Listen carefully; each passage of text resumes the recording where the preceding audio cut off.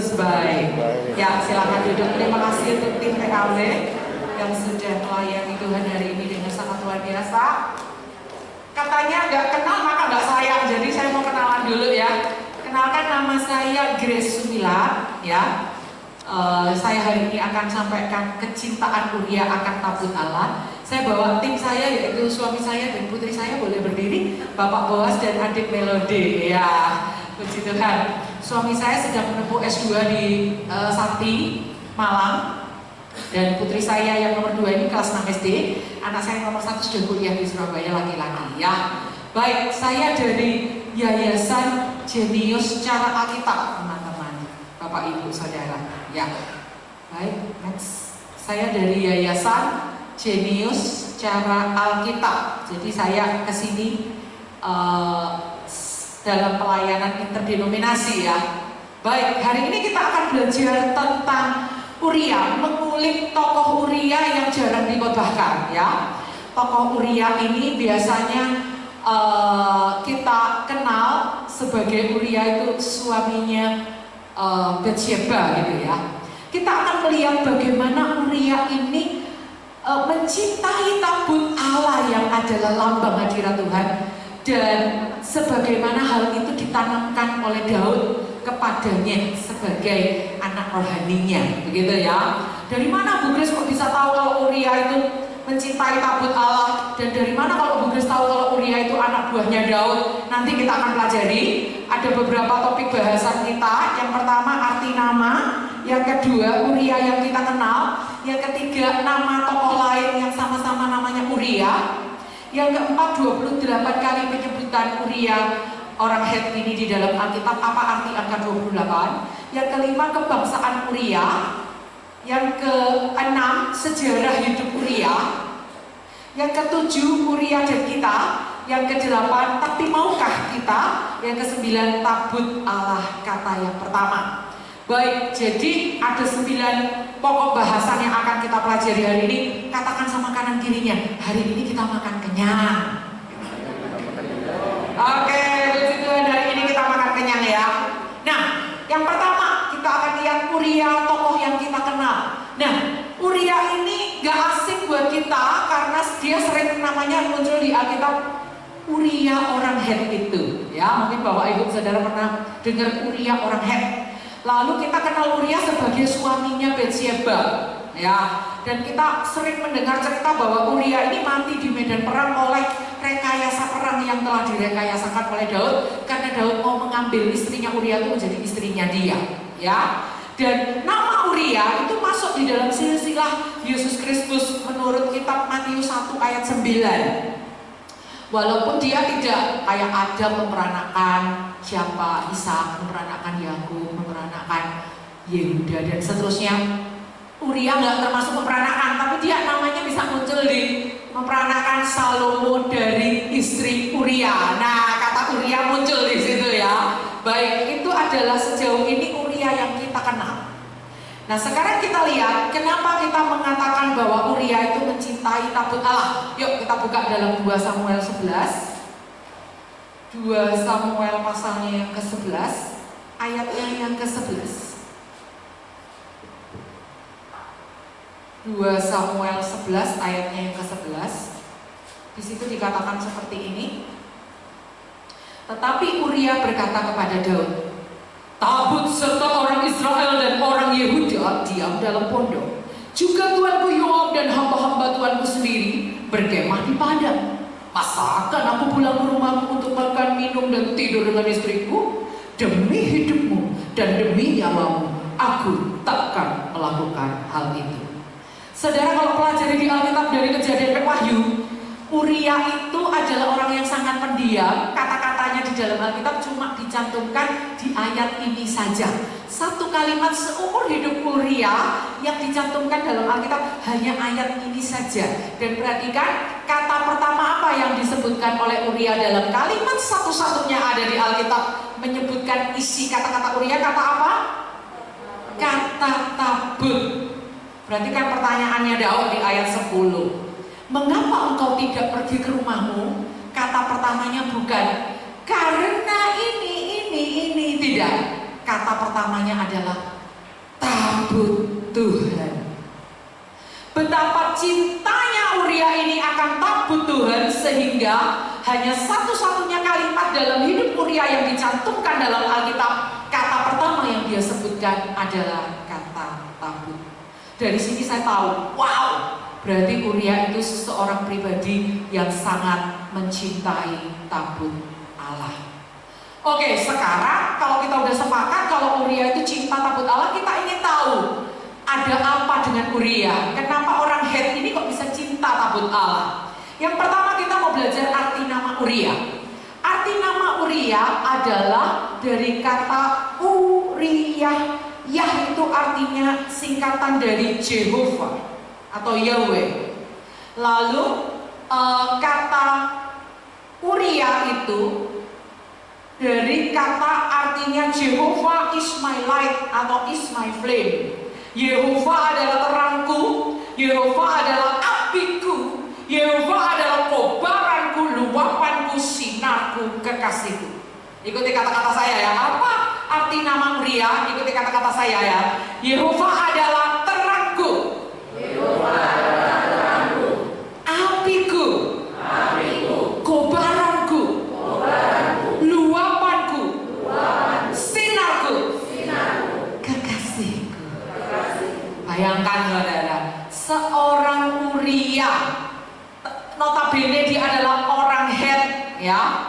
Tidak pernah ditulis dalam Alkitab siapa nama papahnya, siapa nama ibunya, nggak ada ditulis di dalam Alkitab. Bisa jadi orang tuanya Uria yang adalah orang Het ini pengagum Allah Israel, sehingga anak mereka dikasih nama Uria, yahnya belakangnya itu Jehovah.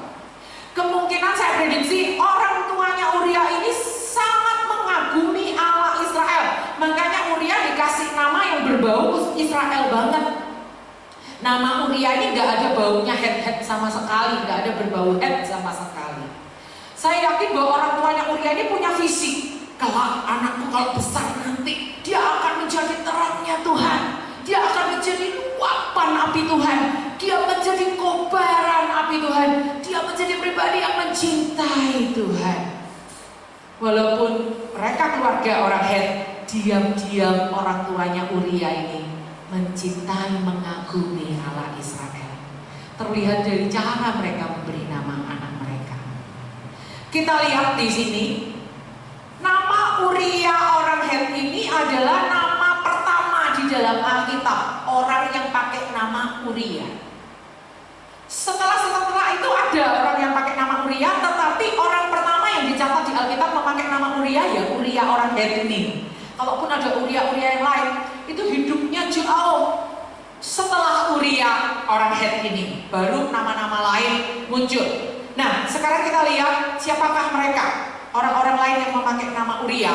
Yang pertama adalah ayat-ayatnya nggak usah kita buka ya saudara, saya menyingkat waktu. Kecuali nanti saya minta tolong kita buka, baru kita buka ya. Di Yesaya 8 ayat 2 ada seorang imam di kitab Yesaya.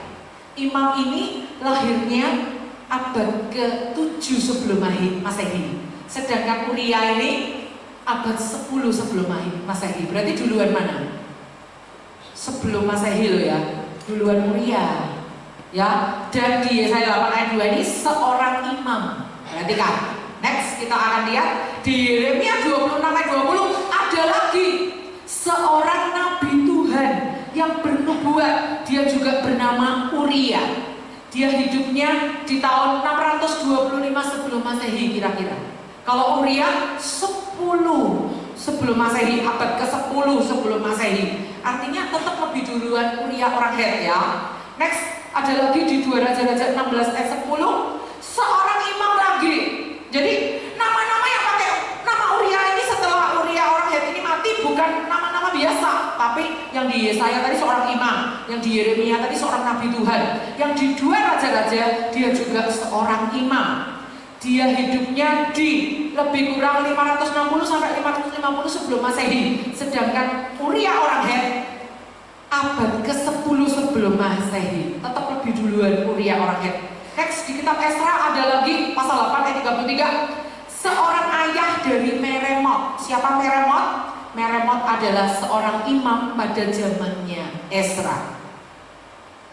Jadi kita lihat ayah dari seorang imam juga punya nama Uria. Tapi dari semua pribadi ini, Uria orang Het adalah orang yang pertama. Kita lihat, jangan-jangan, saya curiga, jangan-jangan orang-orang berikutnya yang hidup setelah zamannya Uria orang Het ini diam-diam juga mengagumi Uria orang Het, si suaminya Batsyeba ini, sehingga hamba-hamba Tuhan ini yang imam lah, yang nabi lah, yang siapa lah, yang ayahnya Meremot lah, mereka itu diberi nama oleh orang tuanya Uria. Karena apa? Mungkin mereka offense gitu ya, kagum atau rindu anaknya juga seperti Uria orang Het ini. Oke.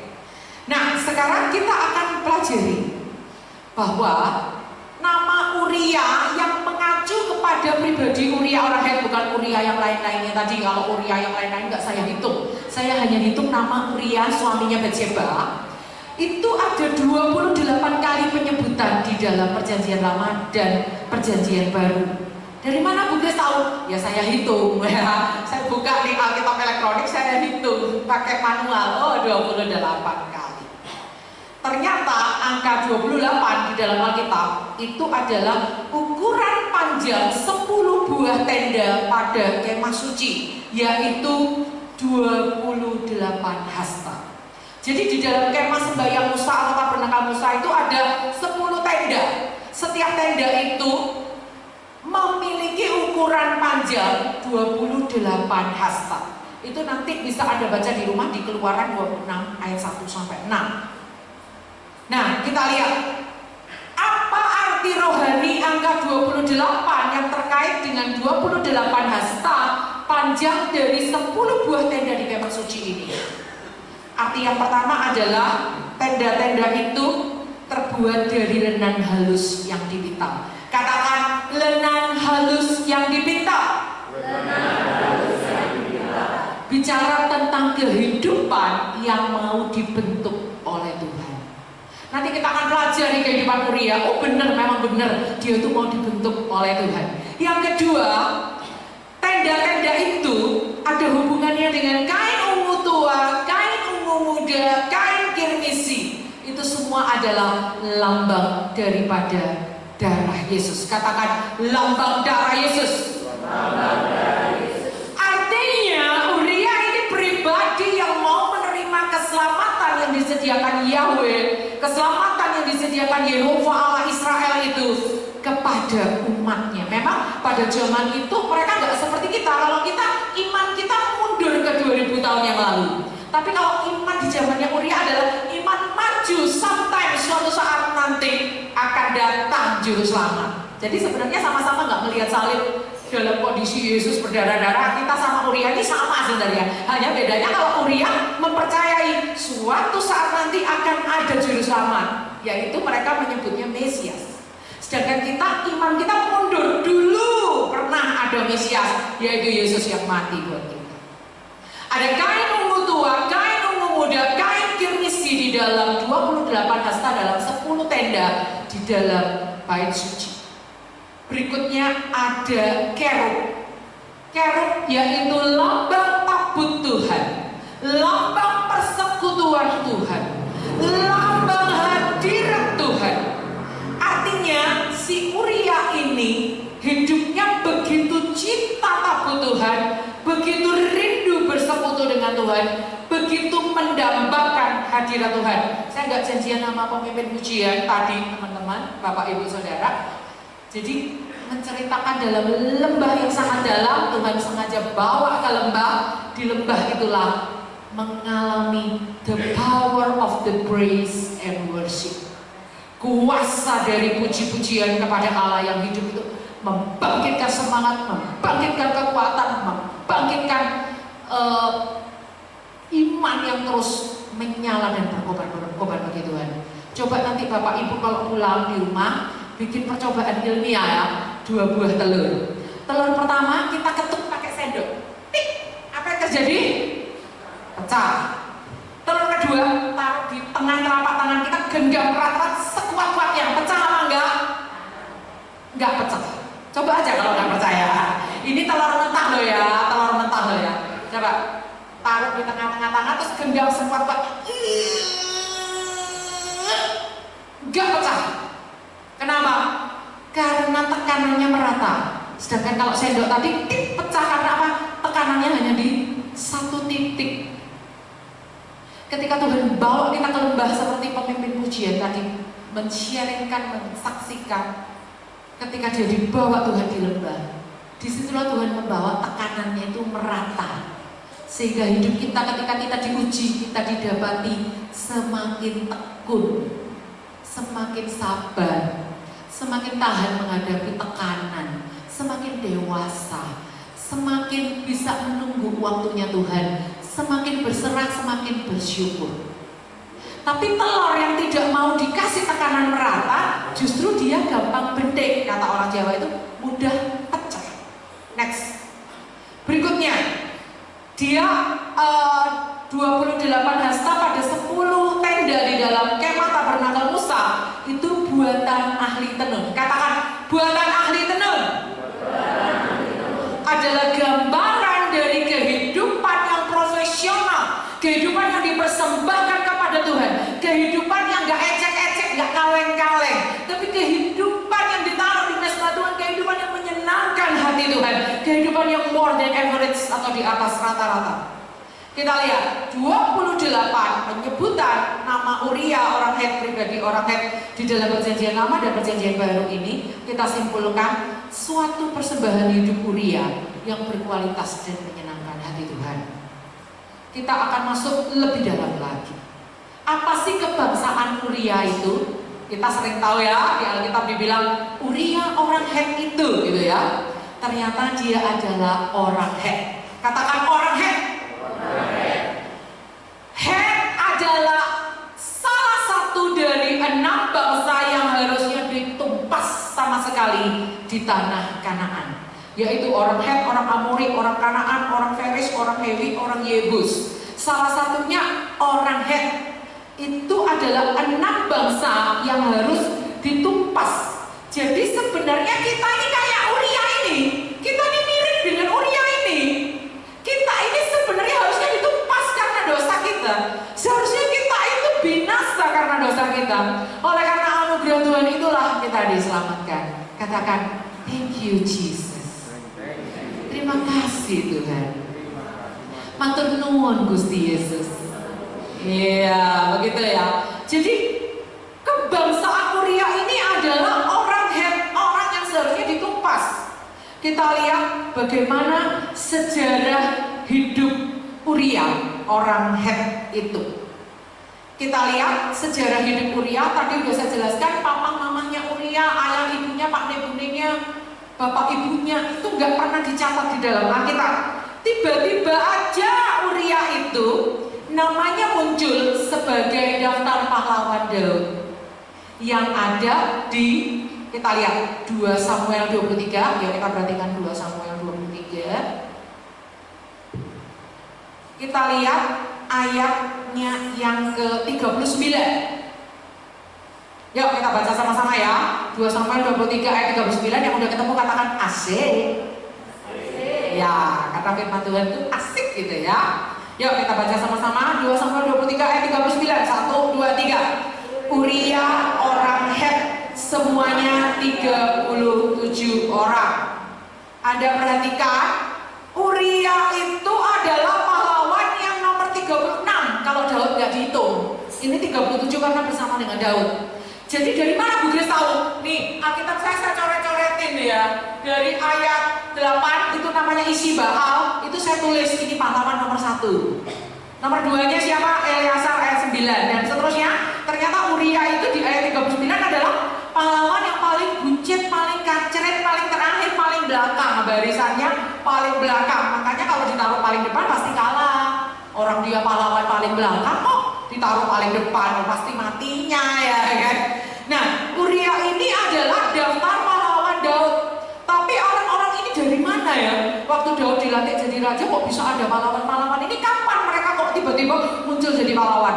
Ternyata sudah saya selidiki, Uria ini adalah orang yang bergabung dengan rombongan Daud ketika Daud pertama kali ada di gua namanya Gua Adullam. Ayo kita lihat di 1 Samuel 22. Gua Adullam ya, 1 Samuel 22 ayat 1 sampai 2. Lalu Daud pergi dari sana dan melarikan diri ke Gua Adullam. Nah, memang di sini nggak tertulis namanya Uria, itu nggak ada memang. Tetapi di sini berhimpun berapa orang? 400 orang. Anda kalau baca di ayat 2 di 1 Samuel 22 tadi, berkumpullah 400 orang. Salah satunya dari 400 orang itu adalah Uria tadi. Dari mana Bu Grace tahu kalau Uria itu adalah anggota pasukan Daud yang 400 orang ini? Saya nggak asal-asalan saudara, saya sudah meneliti. Jadi rombongan Daud itu ada banyak sekali ditulis di Alkitab. Jadi rombongan yang pertama itu yang di Gua Adullam. Setelah itu ketika mereka ada di Kehila, yang di Gua Adullam tadi berupa berjumlah 400, waktu mereka berpindah ke Kehila berjumlah 600, muridnya Daud bertambah 200. Lalu waktu mereka ke Siklag, itu pasukannya Daud bertambah banyak lagi. Lalu waktu mereka di Hebron, pasukannya Daud itu bertambah banyak lagi. Orang-orang yang datang ke Hebron itulah yang mengangkat Daud menjadi raja atas seluruh Israel setelah Esi-Boset anaknya Saul itu mati. Jadi saya sudah teliti di dalam Alkitab. Kenapa Bu Grace kok bisa yakin kalau Uria itu rombongan yang di Gua Adullam, kok bukan yang rombongan di Kehila, di Siklag dan lain-lain? Karena dikatakan tadi dalam Alkitab, saudara-saudaranya Daud bergabung semua di Gua Adullam. Katakan Gua Adullam. Nah, di Gua Adullam ini rombongan yang bersama dengan Uria tadi, daftar nama pahlawan tadi, salah satunya adalah keponakannya Daud yang bernama Ahaziel, kalau nggak salah saya lupa. Pokoknya adiknya Yoab, Panglima Yoab. Itu ada di dalam daftar pahlawan yang satu grup dengan Uria. Artinya kalau di situ ada keponakannya Daud, berarti rombongan inilah rombongan pertama yang ada di Gua Adullam, yang masih berjumlah 400 orang, belum berkembang jadi 600 dan terus sampai ribuan dan seterusnya. Jadi ternyata Uria ini adalah orang yang ikut sama Daud sejak di Gua Adullam. Di mana? Oke, sekarang kita lihat.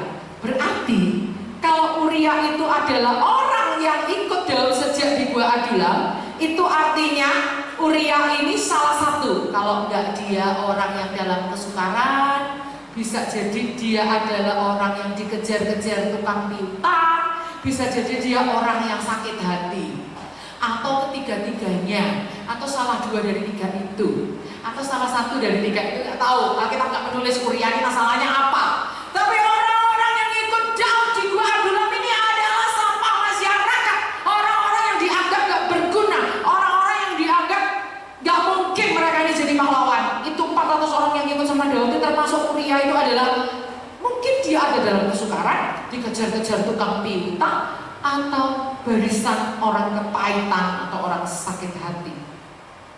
Nah, dari mana Bu Grace bisa bilang di awal khotbah tadi bahwa Uria adalah anak rohani Daud?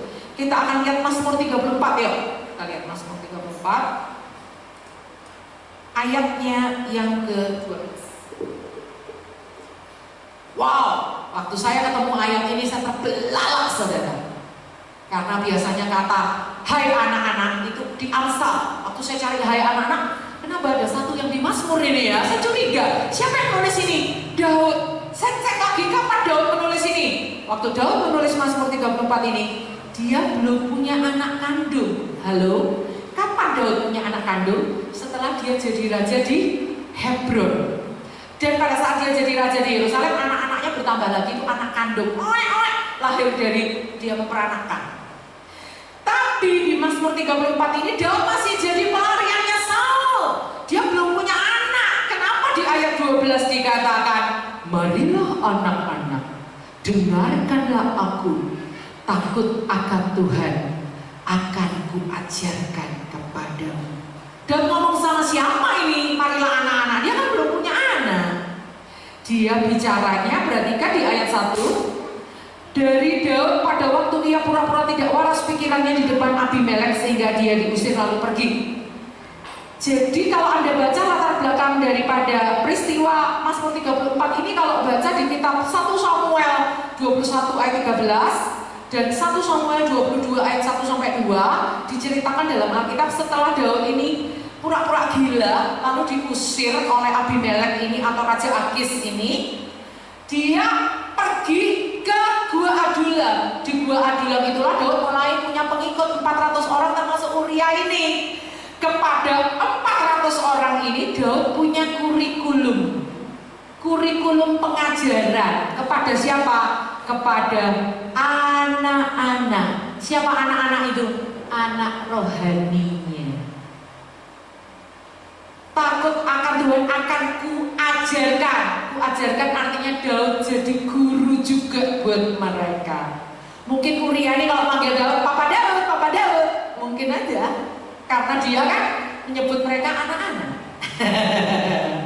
Mungkin aja Uria kalau panggil Daud, Pak Guru, Pak Guru. Karena apa? Daud katakan, akan kuajarkan kepadamu.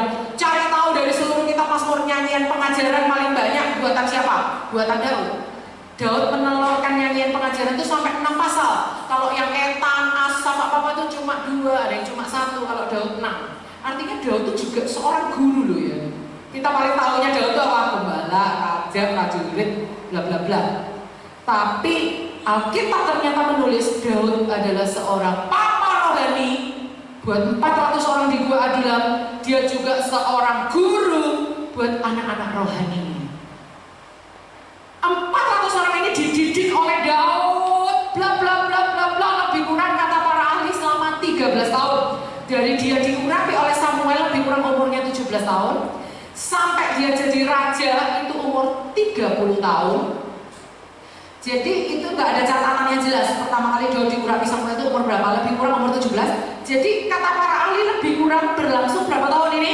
30 dikurangi 17 dong.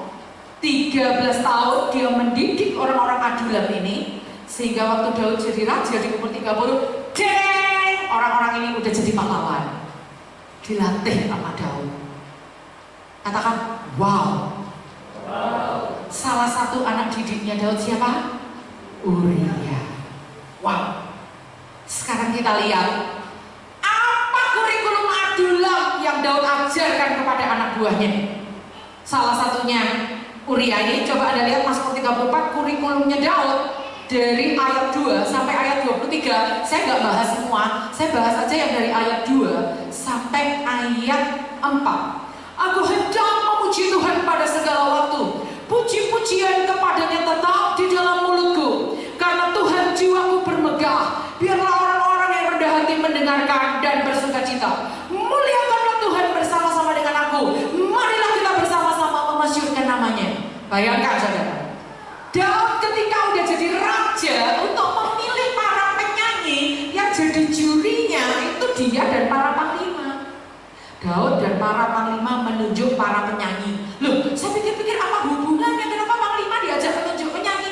Karena panglima-panglimanya Daud ini udah biasa ikut Daud praise and worship dari tempat satu ke tempat lain ketika jadi orang pelariannya Saul. Bayangkan saudara, setiap pagi kalau kita lihat kurikulum Adulam ini, pasti Daud bangunin anak buahnya. Hei, bangun, bangun, bangun. Ini loh, papi udah pegang kecapi, udah dengar papi main kecapi kok masih ngorok aja. Bangun, bangun, Uria, kamu kenapa bangun? Harus sini, Uria. Dekat papi sini, ayo kita memuji Tuhan, ayo kita praise and worship. Anda bisa bayangkan? Tiap hari diajak Daud praise and worship. Bahkan ada Mazmur yang berkata, 7 kali dalam sehari aku memuji-muji Engkau. Kemungkinan besar itu yang menulis Daud. 7 kali dalam sehari puji Tuhan itu jam berapa aja saja? Kemungkinan ya ini, saya rekaan saya jam 6 pagi, jam 9, jam 12, jam 3 sore, jam 6 malam, jam 9 malam, jam 12 malam. Setiap di jam itu, setiap sudut itu ya, dia memuji Tuhan. 7 kali sampai jam 2 midnight, sampai jam 12 malam dia memuji Tuhan. Dan itu dia ajak anak buahnya dari mana Bu Grace tahu? Dari Mazmur 34. Saya menyusun kurikulum sekolah minggu berdasarkan kurikulum Adulam ini, supaya anak-anak sekolah minggu yang bagaikan pasukan Adulam ini diubah menjadi pasukan pahlawan. Prinsip-prinsip pengajaran Daud dari ayat 2 sampai ayat 23 ini di breakdown menjadi satu kurikulum pengajaran sekolah minggu. Katakan praise and worship. Baik, next. Sekarang kita lihat sebagai anak rohaninya Daud, Uria ini pastinya dia menyerap visi hidup Daud. Visi hidup Daud itu ada di Mazmur 132. Yuk kita buka Mazmur 132. Apa sih visi hidupnya Daud yang ditularkan kepada murid-muridnya? Yuk kita lihat Mazmur 132. Saya nggak sempat mengulik satu-satu ayatnya ini ya saudara, karena Mazmur 132 ini kalau dikotbahkan bisa menjadi khotbah sendiri. Tapi saya mau ajak Anda lihat aja ayat 8. Bangunlah ya Tuhan, pergilah ke tempat perhentianmu, Engkau serta tabut kekuatanmu. Saudara, coba cek dari Mazmur pasal 1 sampai Mazmur 150, kata tabut itu satu-satunya di Mazmur 132 ayat 8 ini tok. Katakan tok. Tok. Mungkin ada yang gak percaya, boleh Anda cek aja di Alkitab. Dari Mazmur 101 sampai 150, kata tabut cuma muncul sekali ini aja di ayat ini saja. Sekarang Anda perhatikan ayat 6. Memang kita telah mendengar itu di Efrata, telah mendapatnya di Padang Yaar. Katakan Padang Yaar. Padang Yaar ini adalah satu-satunya kata Yaar yang ada di Alkitab dari Kejadian pasal 1 sampai Wahyu pasal terakhir. Padang Yaar ini apa sih Bu Grace? Ini adalah satu tempat yang khusus di Efrata. Jadi Efrata itu di dekat Bethlehem, lalu di Efrata itu ada tempat lagi namanya Yaar. Ya kayak di sini ini Pelampangan, tapi ada tempat lagi yang lebih khususnya apa? Misalnya bagiannya Pelampangan itu apa misalnya? Apa Pak? Pro Bandung. Ya itu yang disebut Bapak Kepala itu. Jadi nggak cuma Pelampangan, tapi spesifiknya Pelampangan itu mana? Khususnya gitu, titiknya itu mana? Nah, saya yakin Mazmur 132 ini ditulis oleh Daud. Kapan Mazmur ini ditulis? Nyanyian ziarah. Mazmur ini ditulis menurut penafsiran saya adalah ketika Daud melarikan diri dari kejaran Absalom waktu mau mengkudeta ayahnya. Lalu kenapa Daud menulis ini? Karena Daud tuh punya ikat janji dengan Tuhan. Dari Mazmur 132 inilah kita bisa tahu visi hidupnya Daud itu apa. Mungkin Bapak Ibu saudara nggak tahu visi. Visi itu maksudnya cita-cita, impiannya Daud, desire atau hasratnya Daud yang paling dalam itu apa? Hasratnya Daud yang paling dalam adalah tabut Allah. Katakan tabut Allah. Yuk kita lihat ayat 2. Ayat 1. Ingatlah ya Tuhan kepada Daud dan segala penderitaannya, karena dia sedang menderita ya, dikudeta oleh anaknya ya. Bagaimana ia telah bersumpah kepada Tuhan, telah bernasar kepada yang maha kuat dari Yakub. Ini yang menjadi sumpah atau nasar Daud. Apa sih nasarnya? Ayat 3.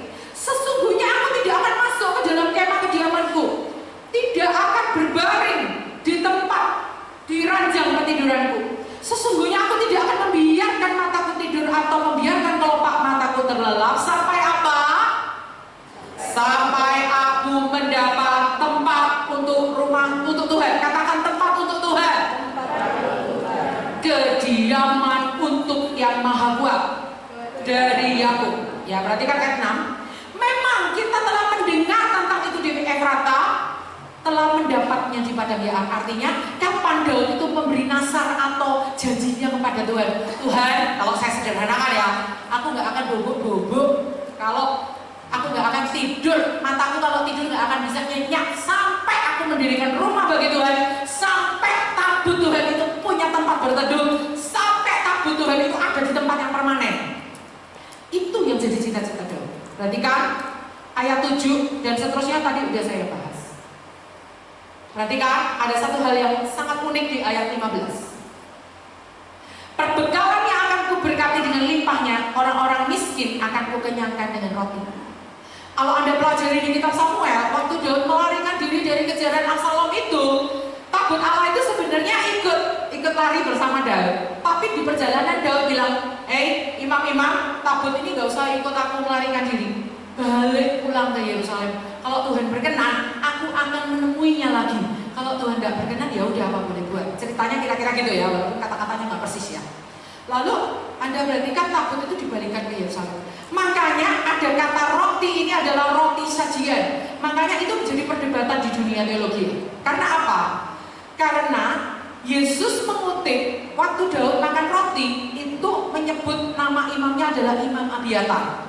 Sedangkan orang-orang peneliti Alkitab itu mengkaitkan peristiwa Daud makan roti sajian itu nama imamnya lain. Imam Abimelek. Jadi yang betul yang mana? Imam Abimelek atau Imam Abiatar? Jangan-jangan Yesus salah menyebut nama imam. Enggak ya saudara, Alkitab itu tidak kontradiktif ya saudara. Kenapa Yesus menyebut nama Imam Abiatar? Karena peristiwanya bukan waktu Daud pertama kali melarikan dari kejaran Saul lalu dia pergi ke imam di Nob yang namanya Imam Abimelek, itu bukan.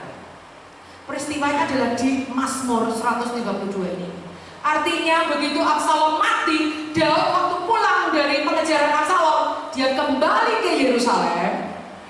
Dia nggak langsung ke istananya, tapi dia jadi orang miskin yang datang ke bait Allah, minta ke tabut ke rumah Tuhan, minta roti sajian. Itulah yang tadi ayat yang saya baca, Mazmur 132 ayat 15. Inilah sebenarnya yang dikutip oleh Yesus, di mana pada saat itu yang menjadi imam adalah Imam Abiatar.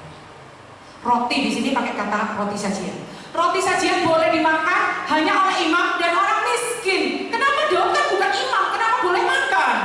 Karena dia datang sebagai orang miskin. Berbahagialah orang yang miskin di hadapan Allah. Daud mau jadi miskin. Tuhan, aku tidak punya apa-apa Tuhan.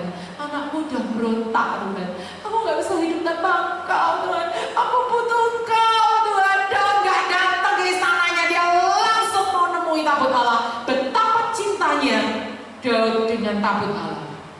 Dan Mazmur 132 ini pasti tertanam di dalam diri Uria, anak buah Daud.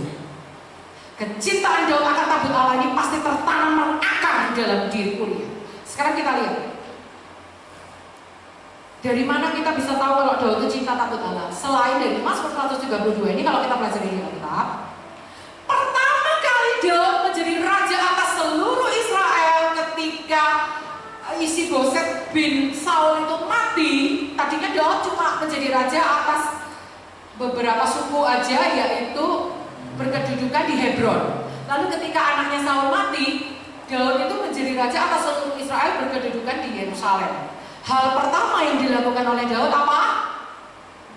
Mindahin tabut Allah. Dari mana? Dari Kiryat Yearim, sebenarnya mau dipindahkan ke Bukit Sion. Tapi gara-gara ada prahara di perjalanan, menyimpang ke rumahnya Obed-Edom. Di rumah Obed-Edom diberkati Tuhan, Daud mengalami yang namanya jealous in the spirit. Maksudnya kecemburuan rohani gitu ya. Lalu Daud, enak aja Obed-Edom diberkati Tuhan. Harusnya tabut Allah pada di Yerusalem, di ibu kota kita, pasti seluruh Israel diberkati dong. Ayo kita pindahkan tabut Allah dari rumah Obed-Edom ke Bukit Sion. Itu menandakan bahwa Daud cinta tabut Allah. Kita akan lihat. Pada saat Daud mau memindahkan tabut Allah, dia berundingnya sama siapa? Yuk kita lihat 1 Tawarik 13 ayatnya yang ke-1. Daud berunding dengan siapa? Halo? Pemimpin pasukan 1000 dan pasukan 100 dan semua pemuka. Siapa pemimpin ini? Pasukan 1000, kita lihat 1 Tawarik 27 ayat 1. Adapun orang Israel, inilah daftar kepala puak para panglima pasukan 1000 dan pasukan 100. Tadi yang disebut di 1 Tawarik 13 ayat 1. Siapa nama-nama orang ini? Siapa sih yang dimaksud panglima pasukan 1000 itu siapa sih? Nama-nama orang ini saya sudah teliti. 8 diantaranya adalah orang-orangnya Daud yang ikut Daud sejak di Gua Adulam, yang satu grup sama Uria. Artinya waktu Daud memindahkan tabut Allah dari Kiryat Yearim yang di zamannya Saul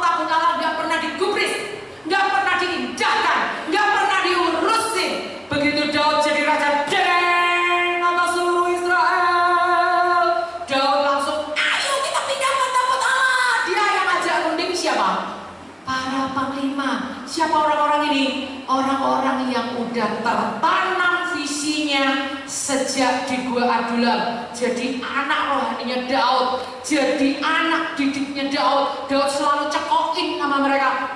Ingat ya, nanti kalau aku kan udah diurapi tuh sama Nabi Samuel, nanti kalau aku bener-bener jadi raja ya, ingat ya pesan papi ya. Yang pertama kita akan lakukan adalah, murid-muridnya atau anak rohaninya langsung jawab, kita akan urusin tabut Allah. Setuju? Setuju.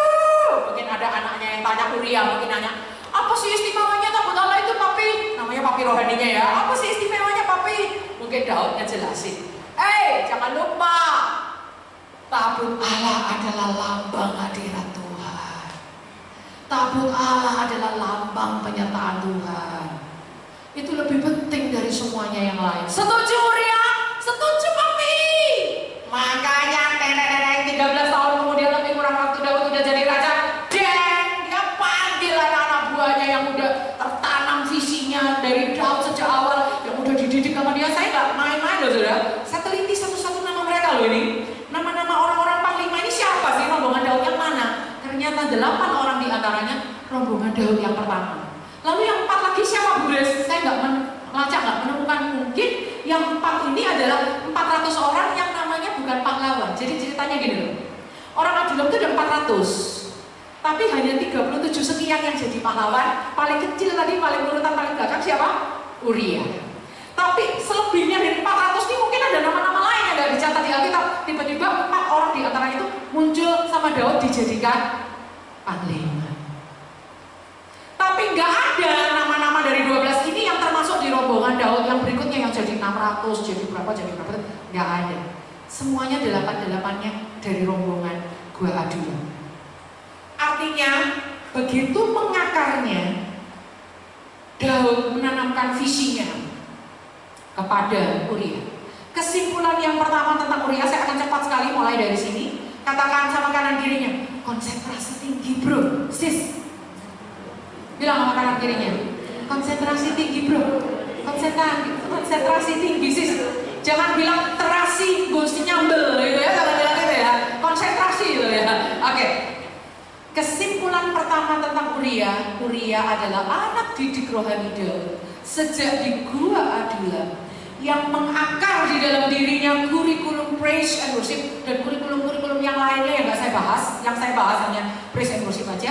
Dan mengakar dalam diri Uria ini visi hidup Daud, yaitu tabut Allah dan rumah Allah. Ini kesimpulan awal kita tentang Uria. Nah sekarang secara cepat aja saya akan tunjukkan sejarah hidup Uria. Tadi baru poin pertama, bahwa sejarah hidup Uria itu dia adalah anak rohani Daud yang mengakar tentang praise and worship dan kecintaan akan tabut Allah, hadirat Tuhan, rumah Tuhan. Nah kita lihat perjalanan hidup Uria setelah dia mengikut Daud. Yang pertama di Kehila. Di Kehila ini Uria melihat bagaimana Daud itu gak bergantung kepada balas jasa orang Kehila yang udah ditolong oleh Daud menang melawan Filistin. Jadi waktu Saul mau ngejar Daud di Kehila, Daud tanya sama Tuhan, Tuhan, kira-kira kalau Saul kesini, orang-orang Kehila ini akan menyerahkan aku ke tangan Saul apa enggak ya? Tuhan bilang gini, akan mereka serahkan. Ya Daud ngacir aja. Dia nggak ngotot, masa sih Tuhan, mereka itu kan ya sudah harusnya balas budi sama aku toh. Kan udah aku selamatin dari orang Filistin. Masa kalau Saul datang ke sini tega-teganya sih mereka kirakan aku? Dia nggak kayak gitu. Dia bergantung sama Tuhan, bukan bergantung sama balas jasa. Katakan, aku tidak bergantung pada balas jasa. Aku tidak bergantung pada jasa. Aku bergantung sama Tuhan. Dan si Uria lihat Daud itu menjadi seperti itu. Berikutnya waktu Daud lagi, mohon maaf, lagi pupuk ya, di sebuah gua gitu ya. Saul lagi pupuk di sebuah gua gitu. Daud tidak membunuh, hanya memotong punca jubahnya. Itu Uria tahu nggak? Tahu, orang dia anak buahnya tahu. Berikutnya waktu ada orang yang luar biasa bebal namanya Nabal, itu Daud udah buahnya juga sering datanglah istrinya Nabal, tik gitu. Tuanku Daud ngasih nasihat, udah ibu-ibu cantik ngasih nasihat lagi.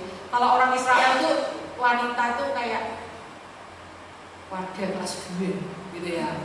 Tapi Daud mau dengerin nasihatnya Abigail. Dia nggak jadi menumpas keluarganya Nabal. 10 hari kemudian Nabal mati kaku, dihukum Tuhan sendiri ya. Itu Uria tahu nggak? Tahu, orang dia anak buahnya Daud kok. Lalu ada peristiwa kedua, si Daud ini membiarkan Saul hidup. Sebenarnya dia punya kesempatan. Saul sama anak buahnya lagi tidur, sak panglimanya, sak pengawalnya tidur semua. Kalau jadi Daud yuk gitu ya, apalagi udah dinasehati sama anak buahnya ya. Satu kali aja aku tancapkan dengan tombak dia ke tanah, gak perlu 2 kali ya Raja. Daud bilang, diambil kendinya, diambil tombaknya, Daud panggil lagi. Setelah dari jauh baru Daud teriak, hai! Daud sebenarnya bisa bunuh Saul. Peristiwa itu kira-kira Uria tahu nggak? Tahu, orang anak buahnya. Next. Jika waktu itu Daud berpikir, wah gini-gini terus lama-lama aku bisa ketangkep nih sama Saul. Aku pergi ke Gad aja deh. Jika itu Daud itu tinggal bersama di bawah perlindungan orang Filistin namanya Raja Akis. Nah, di Gad inilah Daud, saya pernah teliti. Ternyata di Gad ini Daud tidak pernah menulis mazmur. Karena apa? Dia sedang ada di tempat yang salah. Tempat yang salah itu apa? Tempat di mana dia nggak berlindung sama Tuhan, berlindung sama orang Filistin, ada di daerah musuh. Untung Tuhan hindarkan Daud dari perang saudara, karena waktu raja-raja Filistin mau berperang lawan Saul, Daud ditolak oleh raja-raja Filistin yang lain. Akhirnya Daud ngacir pulang. Itulah sebabnya di perjalanan pulang dia lihat di Siklag itu kotanya udah dibakar, istri dan anak-anak dari anak buahnya dan istri-istri dari anak buahnya itu ditawan oleh musuh. Kenapa sampai itu terjadi? Karena Daud keluar dari arenanya Tuhan. Makanya waktu Daud terjepit dikatakan dari Alkitab, dalam Alkitab, lalu Daud menguatkan kepercayaannya kepada Tuhan. Kenapa? Sudah 2 tahun lebih berapa bulan itu Daud hidup jauh dari Tuhan. Kita lihat berikut. Itu Uria tahu apa enggak? Tahu, anak buahnya kok. Berikutnya di Siklag. Di Siklag dia melihat saksi mata bagaimana ketika Daud terjepit dia menguatkan kepercayaannya kepada Tuhan. Dia melihat bagaimana Daud berlaku adil kepada tentara yang cuma jaga barang-barang sama tentara yang pergi berperang, semuanya dapat bonus. Berikutnya kita lihat Uria juga menjadi saksi mata ketika Saul itu mati, Yonatan itu mati. Daud bukannya hore musuhku Saul udah mati, gitu. Enggak, saudara. Saul mati, Daud malah meratap, ada nyanyian ratapannya. Apakah itu Uria tahu? Tahu. Daud jadi raja di Hebron. Mereka orang-orangnya Daud itu ikut tinggal di Hebron. Waktu Daud jadi raja di Yerusalem, semua orang-orang termasuk Uria ini ikut pindah ke Yerusalem. Berikutnya, Uria ini juga melihat bagaimana prosesi pemindahan tabut Allah.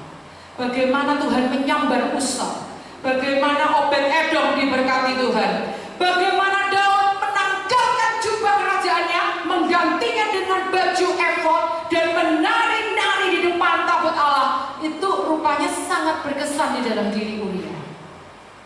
Dan Uria yang selama ini ngelihat Daud itu suka praise and worship, pegang kecapi, memuji Tuhan, ngajari mereka menyembah Tuhan.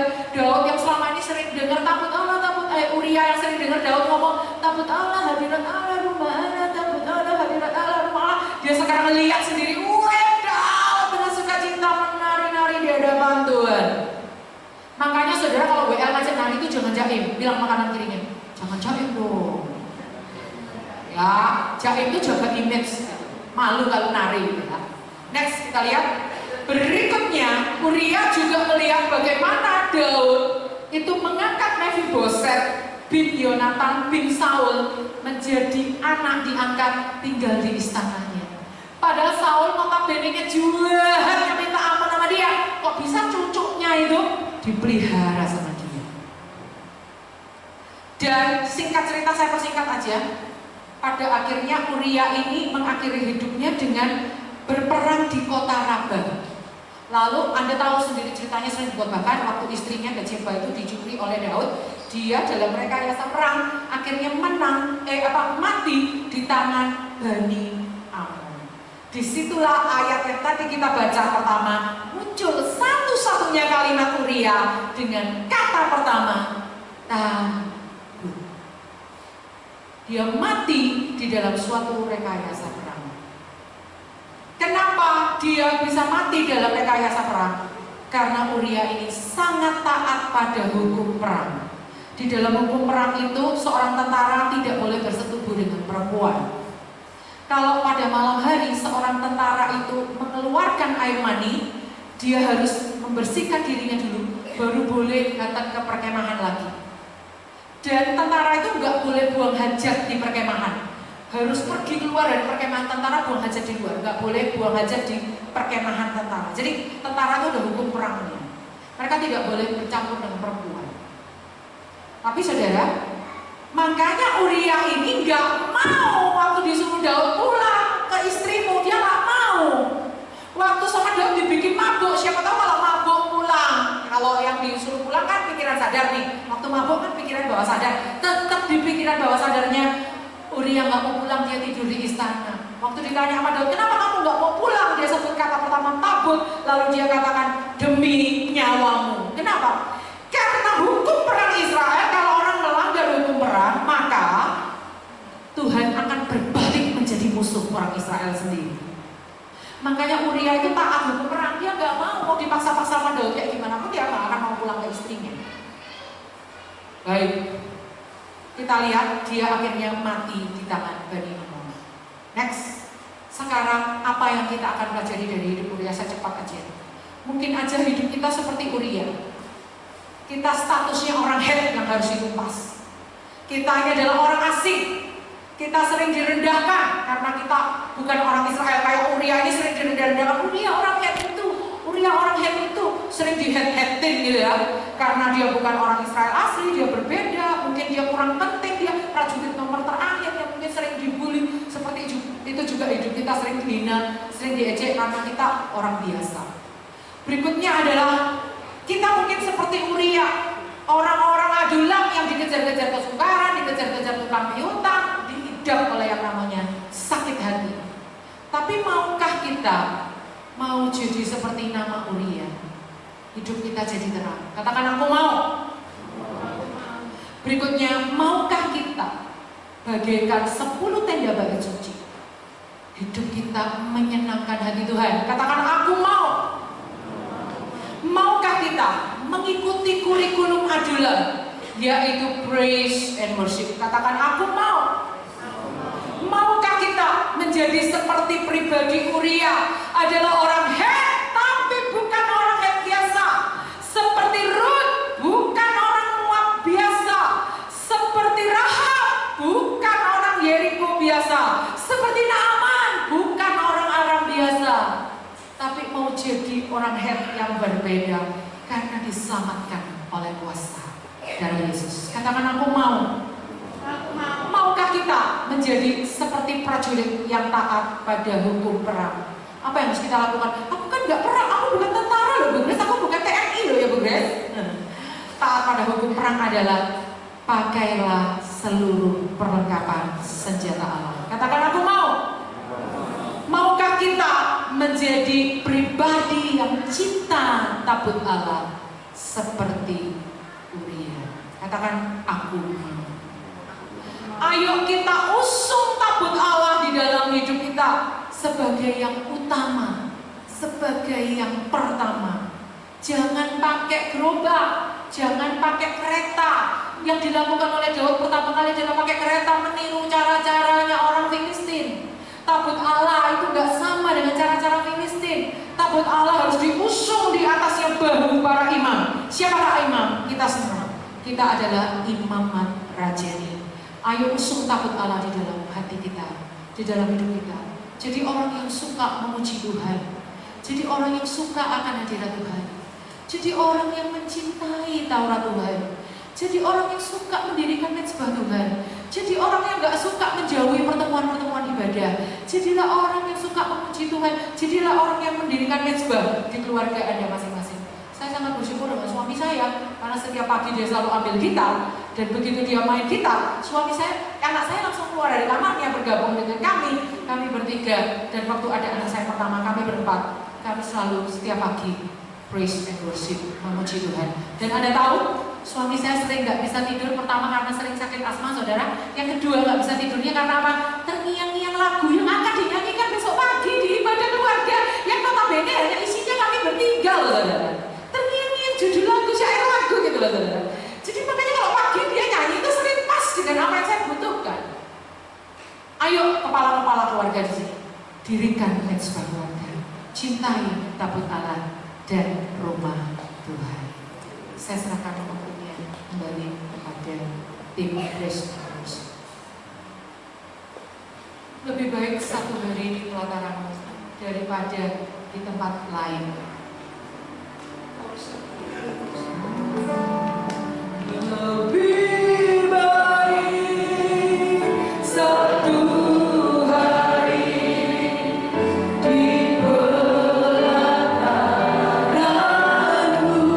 daripada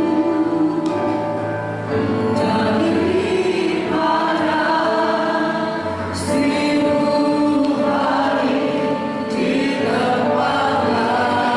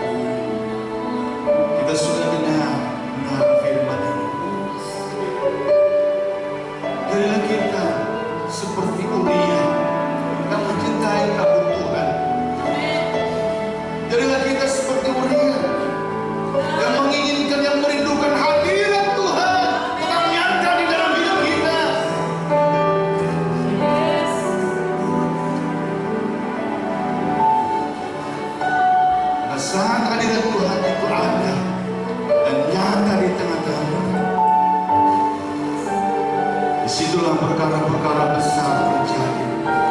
Disitulah juga perkara-perkara yang kita tidak sangka-sangka, yang tidak kita duga-duga terjadi dalam hidup ini. Haleluya, haleluya. Maka satu pesan yang penting bagi kita bagi hari ini, rindukan hadirat Tuhan terus nyata dalam hidup kita. Inginkan, hauskan, laparkan hadirat Tuhan tetap nyata dalam hidup kita. Haleluya, haleluya, haleluya.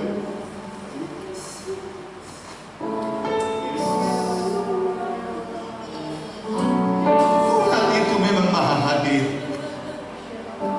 tetapi manifestasi kehadirannya itu kita butuhkan. manifestasi kehadiran Tuhan yang bekerja dengan dahsyat, bekerja dengan luar biasa. Itu sangat kita butuhkan. Dan mari kita merindukannya, mari kita menghauskannya. Haleluya, haleluya, haleluya, haleluya, haleluya.